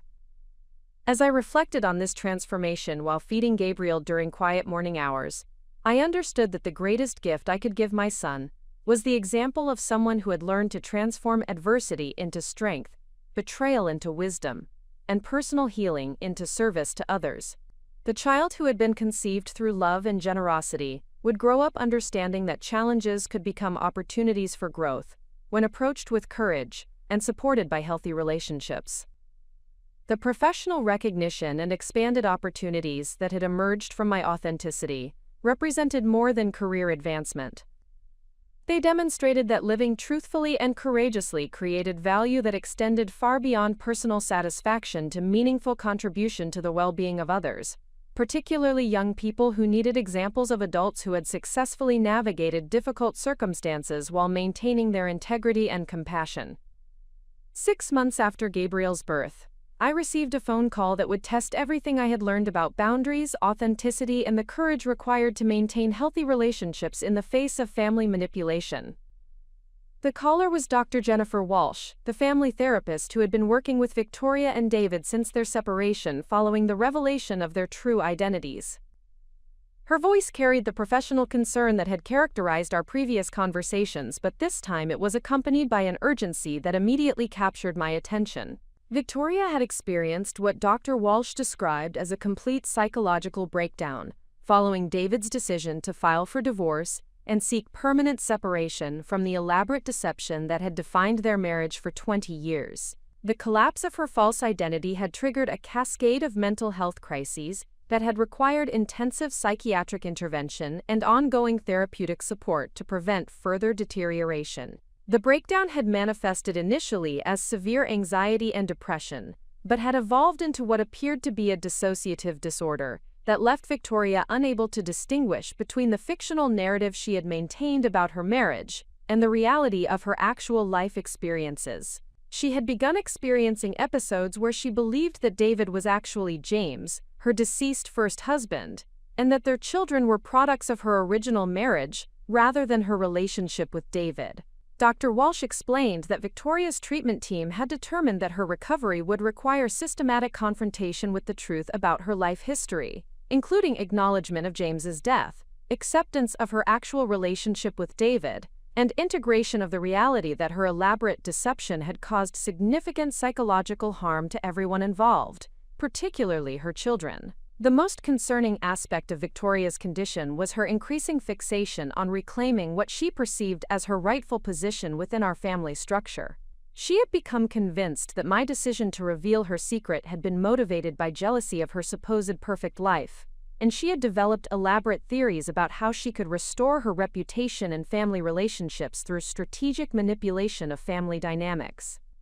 Dr. Walsh's call was prompted by Victoria's repeated requests to have me included in her therapeutic process, ostensibly for the purpose of reconciliation and family healing. However, the treatment team had concerns that Victoria's motivation was actually to manipulate me into retracting my revelations about her deception, or providing public validation of a revised narrative that would minimize her accountability for the harm she had caused. The professional recommendation was that I consider participating in a carefully structured therapeutic intervention that would provide Victoria with the opportunity to make genuine amends for her behavior while protecting me from further manipulation or emotional abuse. Dr. Walsh emphasized that my participation would be entirely voluntary and that the therapeutic framework would include safeguards to prevent Victoria from using the sessions to continue patterns of manipulation or blame shifting. My initial response to this request was skepticism about Victoria's motivation and concern about exposing myself to additional emotional manipulation during a period when I was focused on caring for Gabriel and building the healthy family environment that Michael and I had worked so hard to create. The previous 8 months had provided clear evidence that maintaining distance from Victoria's psychological drama was essential for my own mental health and family stability. However, Dr. Walsh's explanation of Victoria's deteriorating condition raised questions about my ethical obligations as a family member and the potential long-term consequences of her untreated mental illness for her children, who were already struggling with the psychological impact of their parents' divorce and their father's identity crisis. Marcus and Sophia, Victoria's children, had been living primarily with David's parents, while both of their parents received intensive psychological treatment. The arrangement had provided stability and consistent care, but both children were exhibiting signs of trauma related to the collapse of their family structure and the revelation that their understanding of their parents' relationship had been based on elaborate deceptions. The consideration of participating in Victoria's therapeutic process required extensive discussion with Michael and consultation with Dr. Sarah Kim, our own family therapist, who had been helping us navigate the ongoing family complications while protecting our new family unit from external dysfunction. Both provided valuable perspective on the potential risks and benefits of engaging with Victoria's treatment team. Michael's primary concern was protecting our family from additional manipulation, while acknowledging that Victoria's children deserved consideration in any decision about therapeutic intervention. His perspective was informed by his own experience growing up in a healthy family environment, where accountability and genuine reconciliation were distinguished from manipulation and false reconciliation designed to avoid consequences. Dr. Kim's professional assessment was that my participation in Victoria's therapeutic process could potentially benefit both Victoria's recovery and my own continued healing, provided that the intervention was structured to prevent manipulation and that I maintained clear boundaries about acceptable behavior and communication patterns. The decision to participate in the therapeutic intervention represented another test of the authenticity and courage that had emerged from my transformation over the previous months. The woman who had been silenced by family secrets for decades was being asked to engage directly with the person who had caused the most significant betrayal of my adult life, with the goal of creating genuine healing rather than superficial reconciliation. The therapeutic session took place in Dr. Walsh's office on a Thursday afternoon in December, nearly 9 months after the baby shower confrontation that had initiated this entire journey of family crisis and personal transformation. The setting was carefully arranged to provide both structure and emotional safety, with Dr. Walsh facilitating the conversation and another therapist present to provide additional professional oversight. Victoria's appearance was dramatically different from the polished perfection that had characterized her presentation throughout our lives. The psychological breakdown had stripped away the artificial enhancements and careful grooming that had supported her false identity, revealing someone who looked genuinely vulnerable and emotionally exhausted for the first time in my memory. The session began with Dr. Walsh establishing ground rules for communication that would prevent the kind of defensive reactions and personal attacks that had characterized our family's historical approach to conflict.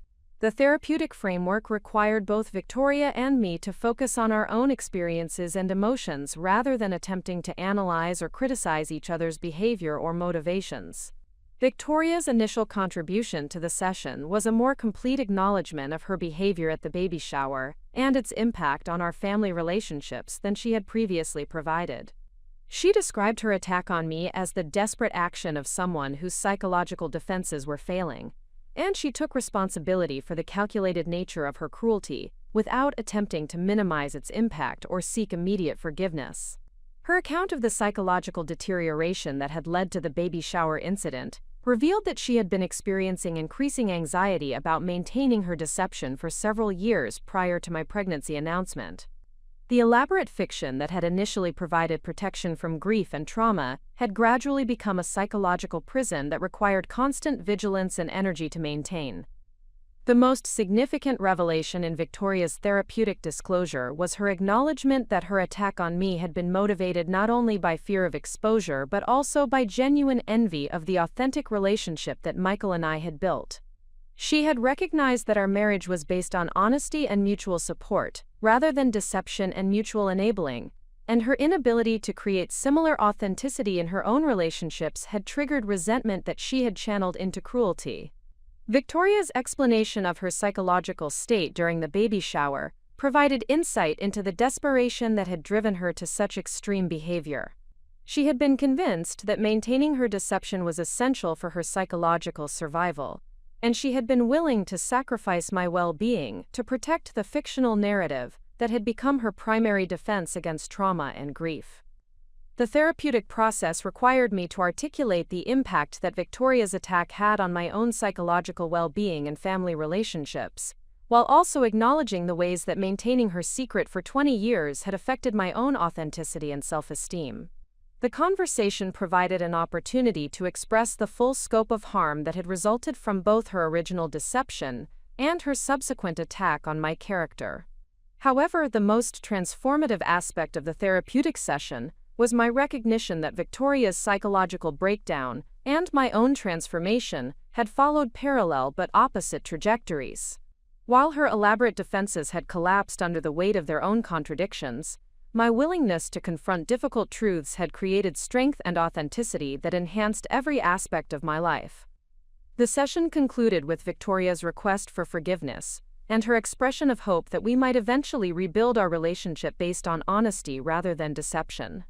Her words carried genuine remorse and acknowledgement of responsibility, but they also revealed continued difficulty with accepting that forgiveness was not something that could be requested or negotiated, but rather something that might emerge naturally from sustained behavioral change and genuine accountability.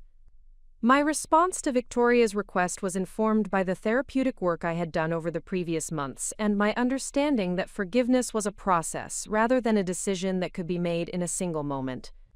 I acknowledged her apology while making clear that rebuilding our relationship would require sustained evidence of genuine change, rather than expressions of remorse or promises of future improvement. The most important outcome of the therapeutic session was the establishment of a framework for future communication that would protect both of us from further manipulation while allowing for the possibility of authentic relationship development if Victoria's recovery process produced sustained behavioral change and genuine accountability.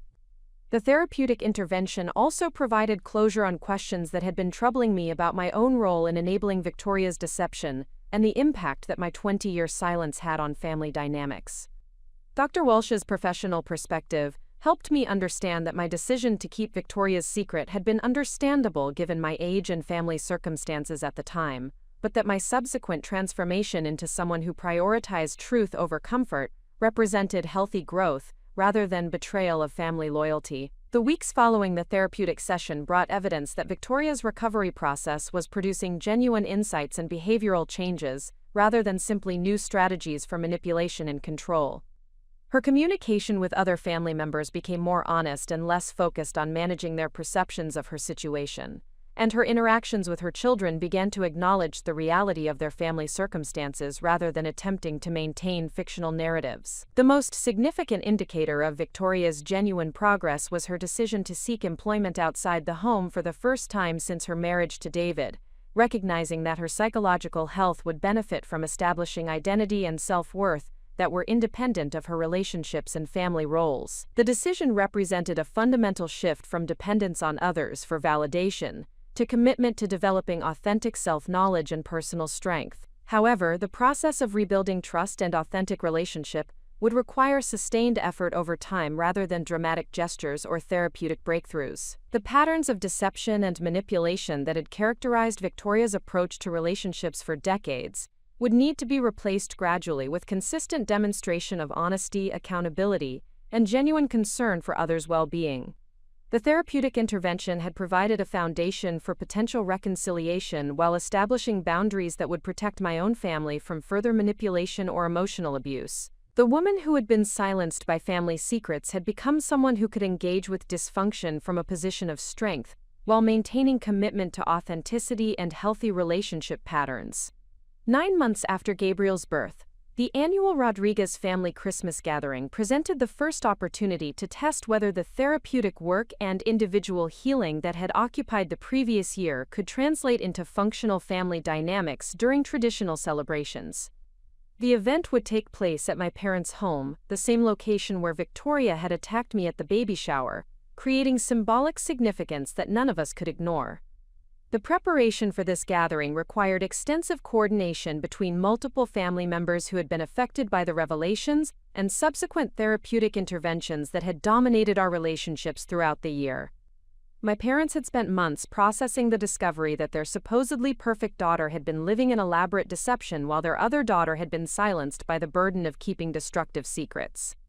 Carmen's approach to the upcoming gathering reflected her ongoing struggle with accepting the reality of family dysfunction, rather than maintaining the appearance of harmony that had characterized her approach to relationships throughout her adult life. Her planning conversations focused heavily on ensuring that nothing would disrupt the Christmas celebration, revealing her continued preference for avoiding difficult topics rather than addressing underlying relationship problems. Roberto's preparation was more thoughtful and demonstrated greater acceptance of the changes that had occurred within our family structure.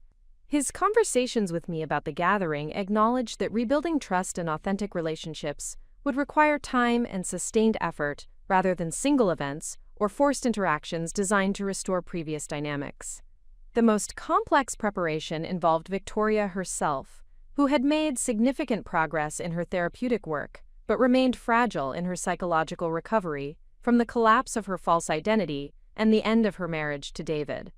Her participation in the Christmas gathering would represent her first extended interaction with family members since the therapeutic intervention that had established boundaries for future communication. Victoria's children, Marcus and Sophia, would be attending the gathering while continuing to live primarily with David's parents during their parents' ongoing divorce proceedings and individual therapy processes. Both children had been receiving their own therapeutic support to address the trauma of discovering that their understanding of their family history had been based on elaborate deceptions maintained by their parents.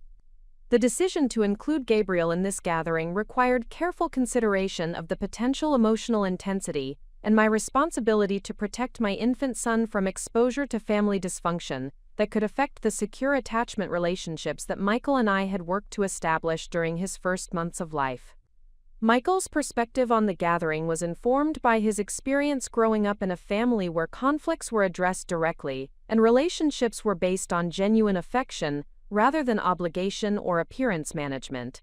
His support for my participation was coupled with clear agreements about leaving immediately if the gathering became emotionally unsafe or manipulative. Up next, you've got 2 more standout stories right on your screen.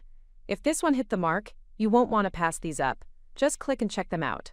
And don't forget to subscribe and turn on the notification bell so you don't miss any upload from us.